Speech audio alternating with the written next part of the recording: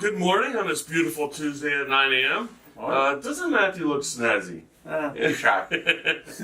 So, I know you have a lot to say. Sure. The great thing about Matt is he's a very, he's got a great personality. He's very vibrant. And anytime you're at these networking events, Matthew Maschler is always there. So he's, great, wealth of information, and certainly appreciate you coming here this morning. So, tell us a little bit about how you got into real estate in South Florida. I know you were an attorney up north, but what made you decide that you wanted to be one of us? I think I was born into it. I did want to be a lawyer when I was a kid growing up. What do you want to do when you grow up? I want to be a lawyer. And I went to law school. But even before law school, my father was down here doing some land deals. And I remember when I was in junior high school or high school, he did his Hagen Ranch Road land assembly deal. And I used to keep all of his files. And, make the files and the P-touch and the labels, keep everything organized, the contracts. And that file eventually turned into the Hagen Ranch Road land sale to GL Homes. So I've always been into real estate. In law school, I studied property law, which is one of the most confusing subjects. Pretty tough subject in law school, but I took to it pretty well. I did real estate closings when I lived in New Jersey. And quite frankly, looked at those closing statements and saw what the lawyers were making, saw what the realtors were making. And when I moved to Florida, I decided to switch. Got my real estate license when I moved here. I moved at the end of 2005. I got my real estate license in 2006. I started buying and selling real estate, really just for myself, my house, and personal friends and family that were looking to buy. In the market crash, I got into flipping, buying and selling houses, and some of those flips were very large luxury properties. So besides $300,000 3.2s that I was flipping all over Palm Beach and Broward County, I was also dealing with some very large luxury properties. Those I advertised a lot more. I wasn't going to advertise a fix and flip the way I advertised a $5 or $6 or $7 million house. So I got a reputation for luxury, even though I was working in the trenches and working in distressed and working, and I still do that. I still have a reputation for luxury, and I make a living buying what I consider luxury homes, dream homes. $500,000 is a lot of money. Most people in the world, most people in the country, most people in Florida, that's out of their budget. And if someone tells me, hey, I was going to use you, but the house was only $450,000. Only $450,000. I mean, that's an incredible amount of money. So, so I sell luxury, but it's a $7 million condo on the beach, 2 bedrooms. $700,000 condo on the beach, 2 bedrooms. A $70,000 condo, not on the beach, 2 bedrooms. It's still paradise for the buyer. The buyer is still happy and on the day of closing, they're buying their dream house, and I don't look at price. I just look to help people. I like people. Houses, they all have kitchens, they all have bathrooms, they all have bedrooms. So I deal with people more than houses. And and that's a good segue into when people get in the real estate market, and there's over 400 agents joining our board every month, and the inherent trait, I guess, is to help people. And some people help people, and some people don't. Yeah. And we were talking a little bit off camera, how, the realtor community is not as close-knit as maybe we would like it to be, and this is dealt with professionalism, collaboration, all of that. What do you think that we can do in order to increase the professionalism, maybe collaboration within the real estate industry? I don't on the spot. Yeah, you put me on the spot. I don't have a solution. It's a problem been going on a long time, and it's not like, oh, well, here, just do this. I mean, look, we're all fighting for the same clients, the same people. I know a lot of the same people that you know. So the question is, if David and I know the same people and have the same client base, or not the same, but similar, overlapping, do I say, I don't want to be friends with David, because if I'm friends with David, he might meet my friends and he might steal my clients? Or do I say, hey, David's a great guy, he's got three daughters, one's the same age as my daughter, why don't we hang out? And if I befriend David and we hang out, we work together collaboratively, He sells one of my listings, I sell one of his listings, and I'm not scared of losing business to David because I let him into my life. I think that's a better way of living than excluding David from my life, not going on his show, even though he's a competitor of mine. So working together, because look, at the end of the day, I want him to sell my listings, and I want to sell his listings. So I want to work together, and I want to know him as a human, and I want to know his kids, and I don't want to say I'm not going to socialize with the 30,000 other realtors in Palm Beach County. If I have an event, if I'm doing a fundraiser, I don't want the other realtors to come. I'm having a big fundraiser on September 14th. I'm dancing for the George Snow Foundation. It's a dance competition. I want other realtors. I want David to come out and support me. Come to my happy hours. Come to Dad, Rebecca. I want you to come to my events. I want the support of the industry. I'm not scared of saying if I let these people meet my circle, they're going to steal my clients, because the truth is told, you're going to meet my circle. You're going to meet my circle at the bus stop. You're going to meet my circle at the restaurants. You're going to meet my circle at the club. It's not a big town. So I can embrace the community for friendship, for support, for love, or I can shun and separate myself from the community and let the chips fall where they may. Awesome.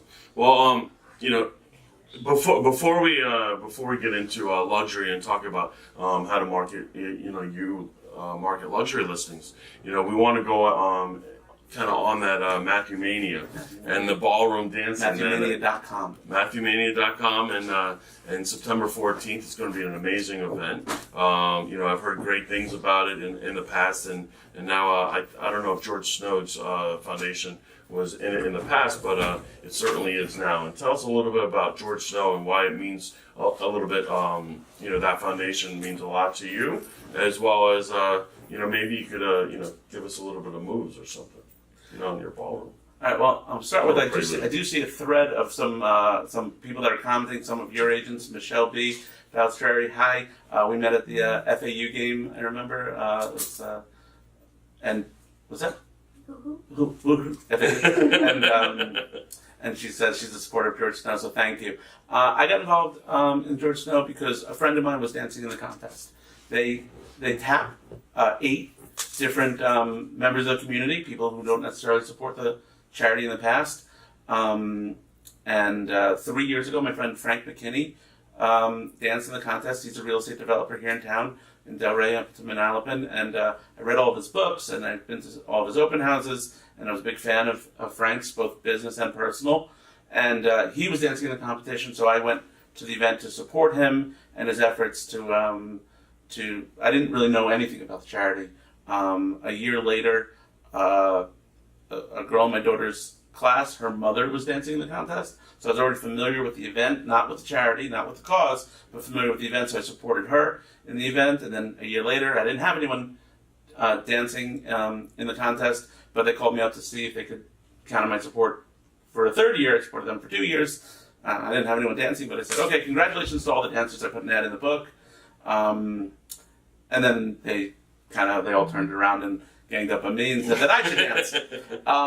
And it's been fascinating through the process. I've been meeting with their other donors and meeting with the recipients of the scholarship money that they provide. They provided almost $1 million last year to students in Palm Beach County. I think 87 students in Palm Beach County. And what's amazing and remarkable about the George Snow Foundation is that they follow up with these kids during the year. At the end of the semester, they check in, see how you're doing. Because you can't just write a check and throw money at it. Sometimes you need a little bit of love, a little bit of lifeline, a little bit of a how you doing to make sure that they succeed in school, and they follow up through the 4 years of college. And it's very impressive, the organization that they built. I think this is the 11th or 12th year that they've done the ballroom battle, and I meet all the dancers from the previous years, and actually today. Besides my dance number, I just found out about this. Besides my dance number, at the very beginning, all the alumni, anyone who ever danced in the contest before, if they want to, come out and do the opening number, and I'll be doing the opening number with them. So that's on September 14th at the Boca Resort. You can support my efforts in several ways. You can buy a ticket, you can make a donation, MatthewMania.com. There's still sponsorship opportunities if you want to sponsor the VIP party afterwards. It's only $7,500. You can have some signage everywhere. It'd be nice. You can take out an ad in the ad book, or buy a ticket, or just make a donation. But when you do, when you choose, there's a drop-down menu of which dancer you're supporting. Just remember Matthew Maschler, because at the end of the day, it's a contest, not who dances the best, who raises the most money. So I'm trying to raise the most money. So when you make your support, go on the website of the Georgetown Foundation. There's a drop-down to choose Matthew Maschler. And I think you might get more donations if you give us a little, prelude into a little like dance what do number? you get, like a dance You wanna see a number, little or jig? you want to lead, or no? You want to dance with me? You want to dance? Let's dance. Should we dance right now? Yeah, absolutely. Let's dance. Yeah. You want to lead? Oh, my daughter is so embarrassed right now. Hi, Lindsay. She's the one that encouraged me to sign up for the contest because she remembered several years ago on a vacation I wanted Michael Jackson dance contest. Very few people know about that. Yeah. You didn't lead very well, I gotta say. You're not as attractive as my partner. My partner Saida from the Fred Astaire Dance Studio, who will be doing most of the hard work. All right, so Matthew Mania, in full effect, and so let's talk a little bit about luxury listings. I know, you're as you said, your father Shelley was a big influence in your life, as mine has been in mine, in my real estate career, and the luxury listings, a lot of times, everyone wants them, right? Everyone wants luxury listings, but it's very difficult, to get those luxury listings, and it's even more difficult to sell them. And so let's talk a little bit about maybe some of the unique marketing that you do to help your luxury sellers. One of the things I always do when I have any listing is I ask myself, who's the buyer? If I can identify who the buyer is, I can market to that buyer. I can market where that buyer is, how that buyer thinks. So I always think in my mind or try to describe the buyer. So if the house is on the Intercoastal, but it's not in a no-wake zone, I know that they're not going to be keeping a large boat, right? So because a large boat, you'd have to be on a finger or in a no-wake zone. So I try to imagine that. If it's on a golf course, but it's not mandatory membership, I know they're not a golfer, even though they're going to be buying a house in what looks like a golf community. So if it's not a mandatory membership, they probably don't want golf, because if they want golf, they'd go to a mandatory membership community, maybe get a better deal on a house, even though that always changes. The demand for golf kind of affects the prices of the mandatory membership communities. So I try to put myself in the shoes of the buyer and work backwards. I had a luxury listing appointment. I'm not sure yet if I got the listing, but they asked me if I'd put their house in the DuPont Registry of Homes. And I said, let me ask you a question. When you shop for a house, do you say, I'm going to go get the DuPont Registry of Homes and see what houses are available on the market? You don't. I'm not knocking DuPont Registry of Homes. It's a good product, but I don't sell volume. If I was selling volume, I'd want to advertise myself in the Robb Report of the DuPont Registry of Homes. But to sell one house that way is not the most effective. I'd rather target online and Google and Facebook and other online ads, and I'd rather target buyers that from out of state that way for a one-off house. So you have to put yourself in the position of the buyer and work backwards. Just like Warren Buffett says, invest in companies you like. I advertise in publications that I like, both traditional in print and online. So I don't. My daughter likes Instagram. I can't figure out how to use it. I'm not advertising a $7 million house on Instagram.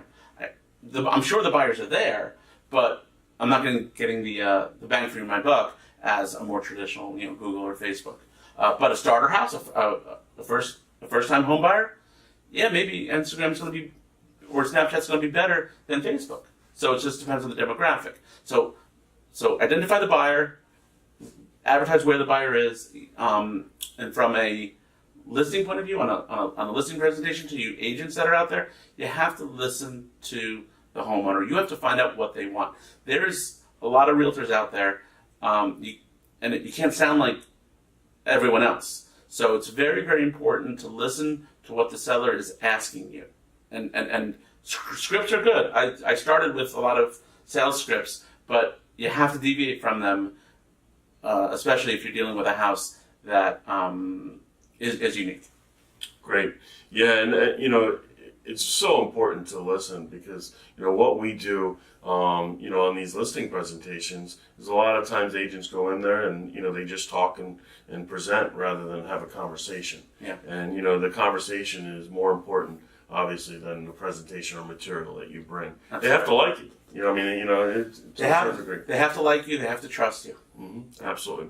So now that you have the luxury listing, now you're marketing it to that buyer. Are there things or techniques that you use while you're dealing with your seller? Because listen, I guess the big misnomer or myth maybe in the business is that luxury sellers are intimidating or luxury sellers are harder to deal with than maybe Century Village, or a single family home. And what we found, and I'd love to get shed some light on this, but what we found is that couldn't be further from the truth.